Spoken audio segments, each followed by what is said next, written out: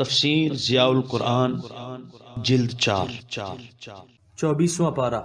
بسم اللہ الرحمن الرحیم۔ سورہ مؤمن آیت نمبر 28۔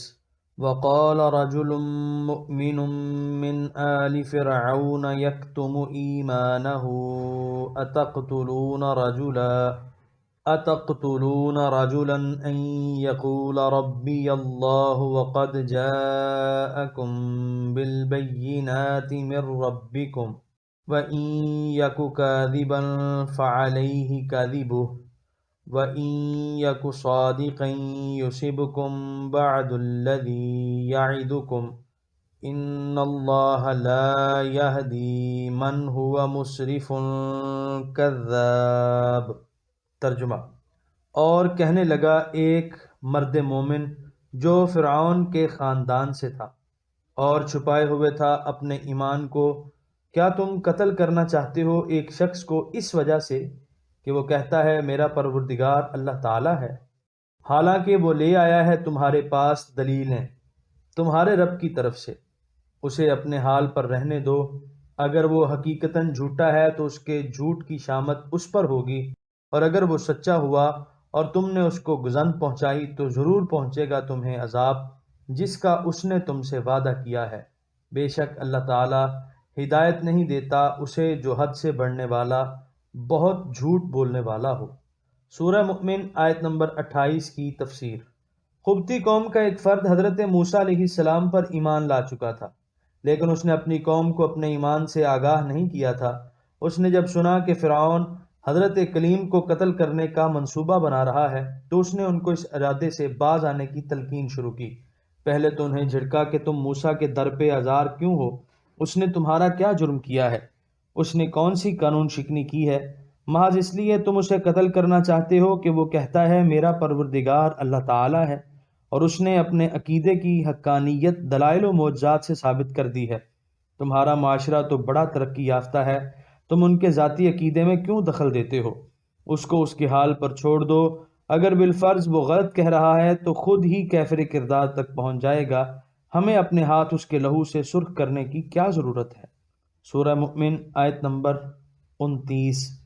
یا قوم لکم الملک اليوم ظاہرین فی الارض فمن ینصرنا من بأس اللہ ان جاءنا قال فرعون ما اریکم الا ما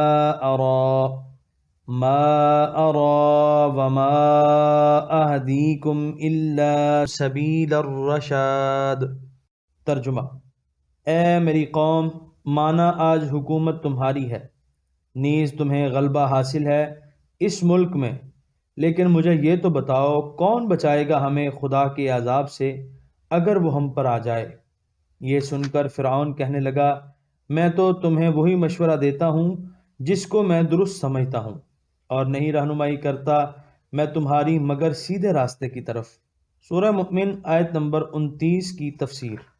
آج کل ہم بڑی عزت و آرام کی زندگی بسر کر رہے ہیں، حکومت ہماری ہے، ہمارے اشارہ ابرو پر لوگوں کی قسمتیں بدلتی ہیں، کسی کی مجال نہیں کہ ہمارے فرمان سے سرتابی کرے، دولت سامان عیش و عشرت کی فراوانی ہے، ہم اس حالت کو بدلنا نہیں چاہتے، ہماری پوری کوشش ہونی چاہیے کہ یہ حالات برقرار رہیں۔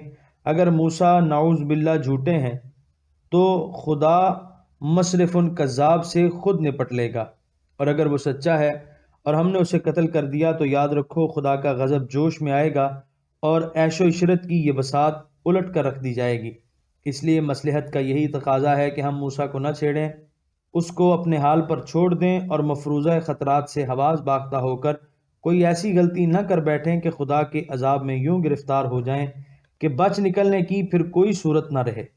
فرعون نے کہا کہ میں نے تمہیں جو مشورہ دیا ہے میرے نزدیک وہ درست ہے، اور میں تمہیں اسی راہ پر گامزن کرنا چاہتا ہوں جس میں تمہاری بھلائی ہے۔ اس آیت سے پتہ چلتا ہے کہ فرعون مطلق العنان فرما روا ہونے کے باوجود آج کل کے فرعونوں کی طرح تنگ مزاج اور کم ظریف نہیں تھا کہ ادھر کسی نے مخالف رائے دی جھٹ وہ غدار اور گردن زدنی قرار دے دیا گیا، بلکہ وہ اختلاف رائے کو بڑے تحمل سے برداشت کرتا تھا۔ سورہ مؤمن آیت نمبر 30۔ وقال الذي آمن يا قوم إني أخاف عليكم مثل يوم الأحزاب۔ ترجمہ، اور کہنے لگا وہی ایمان والا، اے میری قوم، میں ڈرتا ہوں کہ تم پر بھی کہیں پہلی قوموں کی تباہی کے دن جیسا دن نہ آ جائے۔ سورہ مؤمن آیت نمبر 30 کی تفسیر۔ اس مرد مومن نے جب دیکھا کہ اس کی پند و موعظت اثر انگیز نہیں ہو رہی تو اس نے مزید کھل کر گفتگو شروع کی اور گزشتہ زمانوں میں اپنی بدعمالیوں کے باعث تباہ و برباد ہونے والی قوموں کا ذکر شروع کیا اور فرمایا، ان تباہ ہونے والی قوموں کے حالات سے عبرت پکڑو اور اس غلط روش کو چھوڑ دو۔ ذرا سا زلزلہ آ جائے یا کوئی ناگہانی مصیبت آ جائے تو اتنا شور و گل مچتا ہے کہ کانوں پڑی آواز سنائی نہیں دیتی۔ جب لوگ یکایک قیامت کی ہولناکیوں سے دوچار ہوں گے، قدموں کے نیچے زمین انگارے کی طرح تپ رہی ہوگی، اوپر سے سورج کی کرنیں آگ برسا رہی ہوں گی، سامنے دوزخ کے شعلے بھڑک رہے ہوں گے، چاروں طرف سے فرشتوں نے گھیر رکھا ہوگا۔ اس سراسیمگی کے عالم میں شور و غل کا آپ خود اندازہ کر سکتے ہیں۔ اس لیے اس دن کو ہی یوم التنا یعنی ایک دوسرے کو پکارنے والا دن کہہ دیا گیا۔ سورہ مؤمن آیت نمبر 31۔ مثل دأب قوم نوح وعاد وثمود والذین من بعدهم وما اللہ یرید ظلما للعباد۔ ترجمہ، جیسا حال ہوا تھا قوم نوح، عاد اور سمود کا اور ان لوگوں کا جو ان کے بعد آئے، اور اللہ نہیں چاہتا کہ بندوں پر ظلم کرے۔ سورہ مؤمن آیت نمبر 32۔ وَيَا قَوْمِ إِنِّي أَخَافُ عَلَيْكُمْ يَوْمَ التَّنَادِ۔ ترجمہ، اور اے میری قوم، میں ڈرتا ہوں تمہارے بارے میں پکار کے دن سے۔ سورہ مؤمن آیت نمبر 32 کی تفسیر۔ ذرا سا زلزلہ آ جائے یا کوئی ناگہانی مصیبت آ جائے تو اتنا شور و غل مچتا ہے کہ کانوں پڑی آواز سنائی نہیں دیتی۔ جب لوگ یکایک قیامت کی ہولناکیوں سے دوچار ہوں گے، قدموں کے نیچے زمین انگارے کی طرح تپ رہی ہوگی، اوپر سے سورج کی کرنیں آگ برسا رہی ہوں گی، سامنے دوزخ کے شعلے بھڑک رہے ہوں گے، چاروں طرف سے فرشتوں نے گھیر رکھا ہوگا۔ اس سراسیمگی کے عالم میں شور و غل کا آپ خود اندازہ کر سکتے ہیں۔ اس لیے اس دن کو ہی یوم التناد یعنی ایک دوسرے کو پکارنے کا دن کہہ دیا۔ سورہ مؤمن آیت نمبر 33۔ یوم تولون مدبرین ما لکم من اللہ من عاصم ومن یضلل اللہ فما لہ من ہاد۔ ترجمہ، جس روز تم بھاگو گے پیٹھ پھیرتے ہوئے، نہیں ہوگا تمہارے لیے اللہ کے عذاب سے کوئی بچانے والا، اور جسے گمراہ کر دے اللہ تعالیٰ اسے کوئی ہدایت دینے والا نہیں۔ سورہ مؤمن آیت نمبر 33 کی تفسیر۔ لوگوں کی حالت کا نقشہ کھینچا جا رہا ہے۔ سورہ مؤمن آیت نمبر 34۔ وَلَقَدْ جَاءَكُمْ يُوسُفُ مِن قَبْلُ بِالْبَيِّنَاتِ فما زلتم في شك مما جاءكم به حتى إذا هلك قلتم لن يبعث الله من بعده رسولا كذلك يضل الله من هو مسرف مرتاب۔ ترجمہ، اور اے میری قوم، بے شک آئے تمہارے پاس یوسف موسیٰ علیہ السلام سے پہلے روشن دلائل لے کر، پس تم شک میں گرفتار رہے اس میں جو وہ لے کر آئے تھے، یہاں تک کہ جب وہ وفات پا گئے تو تم نے کہنا شروع کر دیا کہ نہیں بھیجے گا اللہ تعالیٰ ان کے بعد کوئی رسول۔ یوں ہی گمراہ کر دیتا ہے اللہ تعالیٰ اسے جو حد سے بڑھنے والا، شک کرنے والا ہوتا ہے۔ سورہ مؤمن آیت نمبر 34 کی تفسیر۔ پہلے جن قوموں کا ذکر ہوا وہ دور دراز علاقوں میں بسنے والی تھیں۔ اب اس نبی اور اس کے منکرین کا ذکر ہو رہا ہے جو کچھ عرصہ پہلے اسی ملک کے باشندے تھے۔ یوسف علیہ السلام کے نام سے کون ایسا مصری تھا جو واقف نہ تھا؟ ان کا دور حکومت مصر کی تاریخ کا وہ درخشاں دور تھا جب کہ ہر طرف عدل و انصاف کا نور برس رہا تھا، قانون کی بالادستی قائم تھی، غریبوں اور مفلوق الحالوں کی اس طرح دلداری کی جاتی تھی کہ سبحان اللہ۔ اس عام اور شدید قحط کی چیرہ دستیوں سے انہیں حضرت یوسف علیہ السلام کے حسن انتظام کے باعث ہی پناہ ملی تھی۔ اس نبی اور عادل فرمان روا کے ساتھ اس کی قوم نے جو برتاؤ کیا، مومن آل فرعون اس کا ذکر فرما کر انہیں تنبیہ کر رہا ہے۔ ان کی بے داغ سیرت، ان کے بے عدیل نظام حکومت، ان کی عدل گستری اور ان کی رعایا پروری کو اپنی آنکھوں سے دیکھ لینے کے باوجود وہ ان کو نبی ماننے کے لیے تیار نہ ہوئے، بلکہ ان کی ساری عمر اسی ادھیڑ پن میں گزر گئی کہ یہ نبی ہے یا نہیں۔ قطعی اور یقینی دلائل کے باوجود وہ تذبذب کا ہی شکار رہے اور شک کی وادیوں میں ہی بھٹکتے بھٹکتے عمر گزار دی، اور جب وہ نیر تاباں غروب ہو گیا تو پھر کف افسوس ملنے لگے اور کہنے لگے ایسی ہستی اب دوبارہ پیدا نہیں ہوگی، ان کے بعد اب کوئی نبی نہیں آئے گا۔ پہلے ہدایت سے یوں محروم رہے، اب امکان یہ تھا کہ کوئی دوسرا نبی تشریف لائے تو یہ اپنی گزشتہ غفلت اور کوتاہی کی تلافی کر لیں۔ یہ کہہ کر کہ اب اور کوئی ایسا نہیں آئے گا، انہوں نے اس امکان کو بھی کل عدم کر دیا۔ سورہ مؤمن آیت نمبر 35۔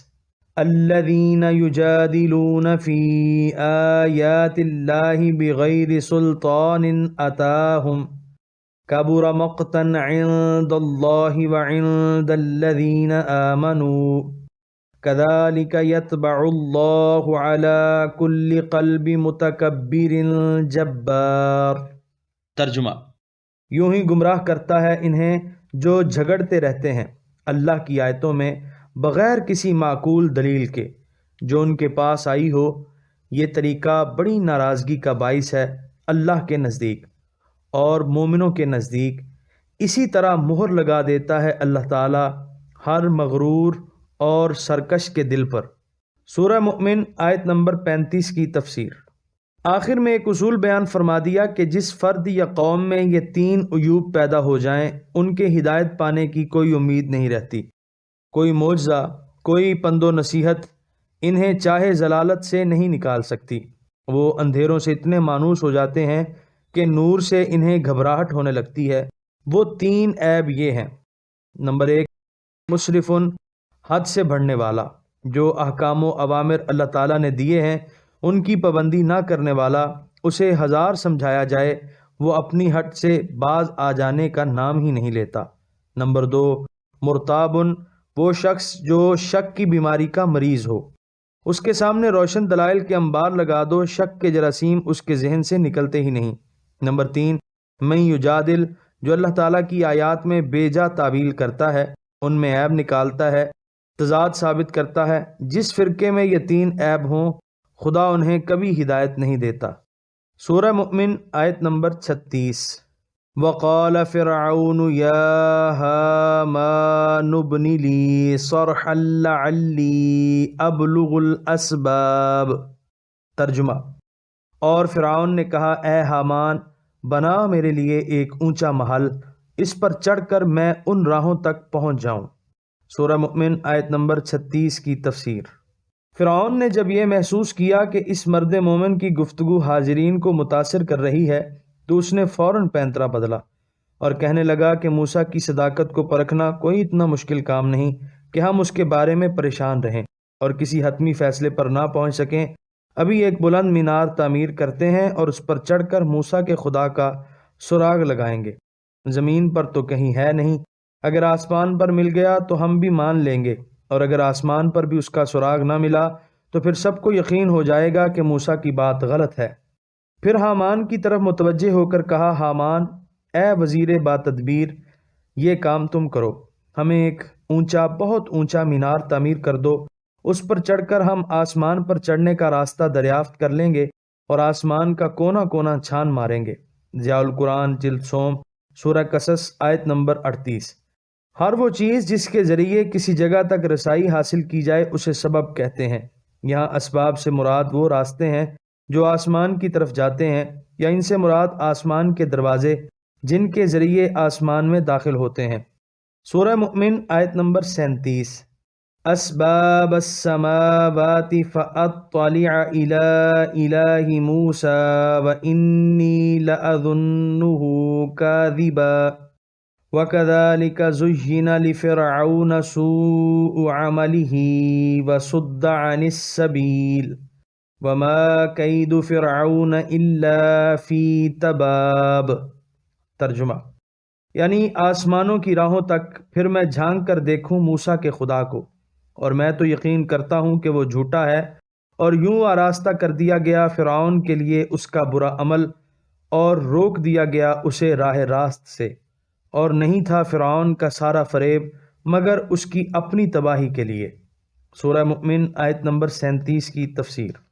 ساتھ ہی اپنی رائے بھی ظاہر کر دی کہ میرا تو یہ خیال ہے کہ موسیٰ کی بات میں سچائی نام کو نہیں، ظن بمعنی گمان غالب بھی لیا جا سکتا ہے، اور بمعنی یقین بھی، یعنی اس کی مکاری، عیاری، ہیلہ سازی اور دانستہ انکار حق کے باعث اس کے برے اعمال اسے حسین و خوشنما نظر آنے لگے۔